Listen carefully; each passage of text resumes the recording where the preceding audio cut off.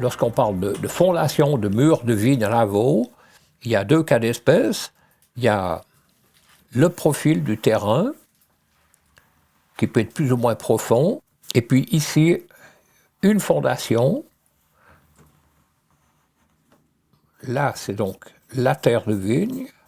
Alors, soit les fondations sont en pierre, et puis elles sont généralement les plus grosses, c'est celles qu'on met pour commencer, de manière à assurer une bonne solidité de la fondation, et puis on aussi forcément la possibilité de manipuler les pierres les plus lourdes sans être obligé de les monter dans la construction du mur.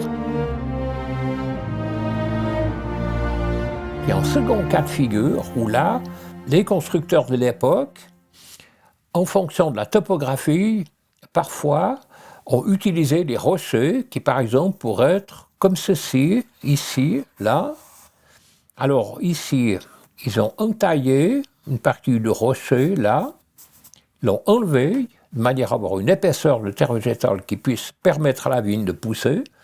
Et puis, dans cette partie-là, donc dans le rocher qui est là, le rocher qui est dans cette partie-là, à ce moment-là, les constructeurs du mur ont entaillé le rocher sur une certaine profondeur, de manière à glisser à l'intérieur des pierres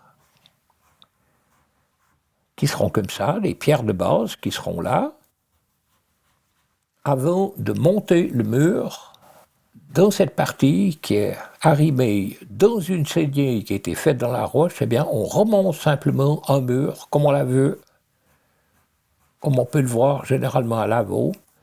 Alors, dans cette partie-là, forcément, là sont les murs les plus solides, qui permettent vraiment une assise absolument impossible à abîmer, enfin, qui ne peut pas s'effondrer, qui ne peut pas bouger. Alors, dans cette partie-là, s'il y a des pierres, on les enlève, on contrôle que tout soit en bon état, mais la plupart du temps, c'est même pas nécessaire. Et puis, on peut repartir directement sur cette fondation taillée dans le rocher. Ça, c'est quelque chose qu'on voit assez couramment à Lavaux. Par précaution, on l'a fondée, c'est-à-dire appuyée sur une base en béton, de manière à assurer vraiment une bonne solidité, une bonne stabilité à l'ouvrage complet. Alors là, nous sommes descendus environ à 60-70 cm de profondeur. On a mis toute une rangée de pierres, comme ça, sur la tranche, de cette manière-là. Et puis dessus, on a coulé du béton, dans lequel on a mis quelques fers pour solidifier, pour unir toute la fondation.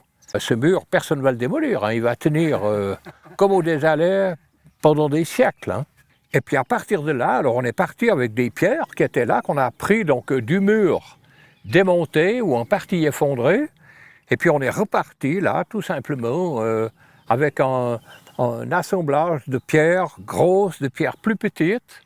On utilise ce système sur toute la hauteur de construction, de manière à avoir un assemblage de petites pierres, de grandes pierres, éviter d'utiliser uniquement les belles pour le fondement du mur et se retrouver qu'avec des toutes petites en haut.